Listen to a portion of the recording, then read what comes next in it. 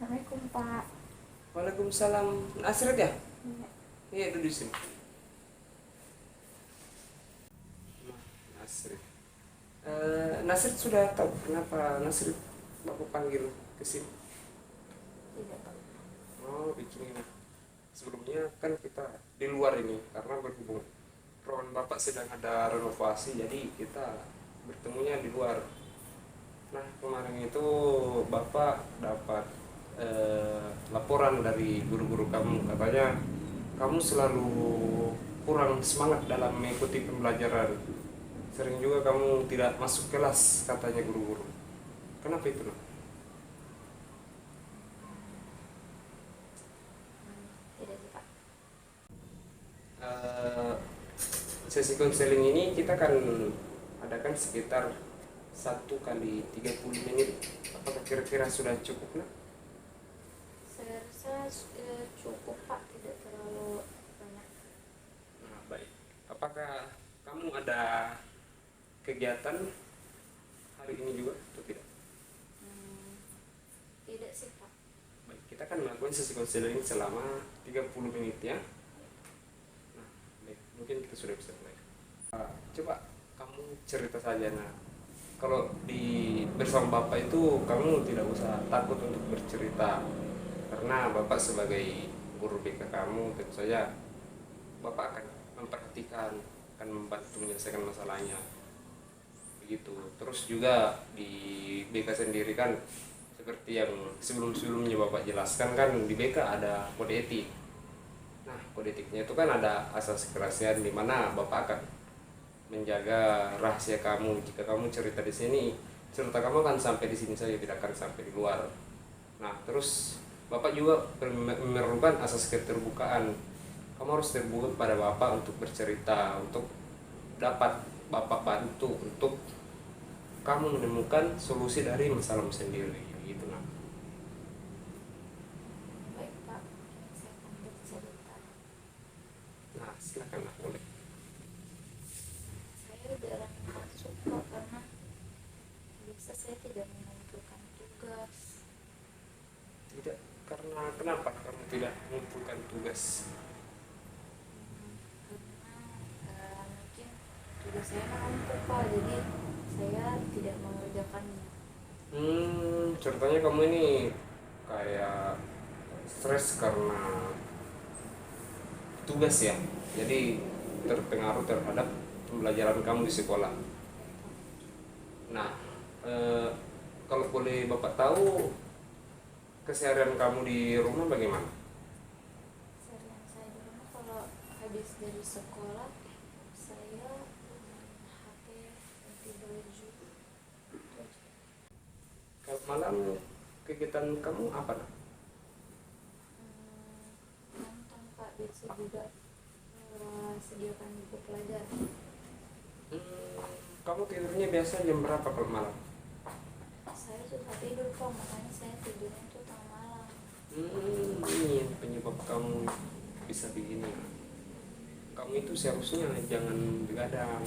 Kan kalau malam seharusnya kamu bisa mengerjakan tugas. Kamu harus bisa membagi waktu antara bersantai dan sekolahmu, begitu. Nah, aku mau tanya, kan sekarang tugas kamu sudah menumpuk.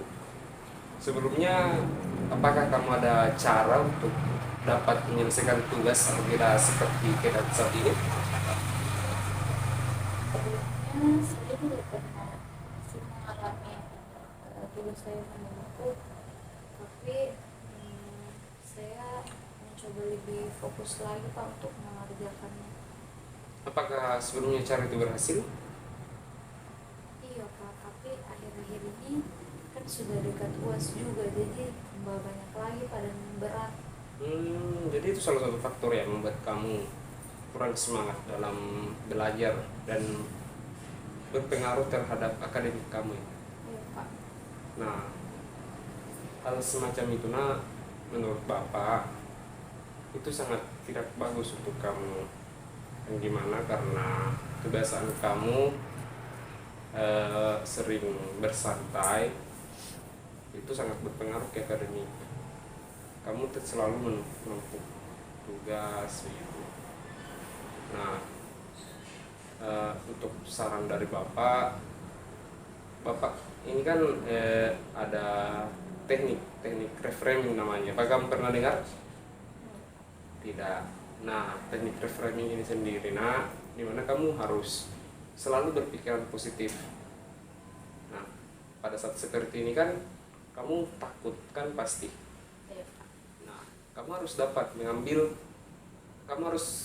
berpandangan dari segi positifnya, bahwa contohnya kamu mengerjakan semua ini demi masa depanmu, kamu harus mengejar cita-cita. Nah, itu salah satu pandangan positif. Kamu tidak usah memikirkan hal-hal yang negatif. Contohnya hal negatif itu kamu pasti berpikiran kalau kamu tidak mengerjakan ini semua pasti kamu tidak akan tuntas atau mata pelajaran kamu error. Nah, tentu saja itu adalah hal yang negatif, tapi kamu tidak usah memikirkan itu. Kamu harus selalu berpikiran positif. Nah, itu salah satu teknik reframing. Saran Bapak, kamu harus bisa melakukannya untuk dapat menyelesaikan masalahmu ini. Karena jika kamu tetap seperti ini, tentu saja ini akan berpengaruh ke masa depan kamu. Mungkin akan saya coba Pak, tapi saya tidak tahu harus mulai dari mana. Nah, untuk mulai dari mananya, Bapak menyarankan kamu mulai dari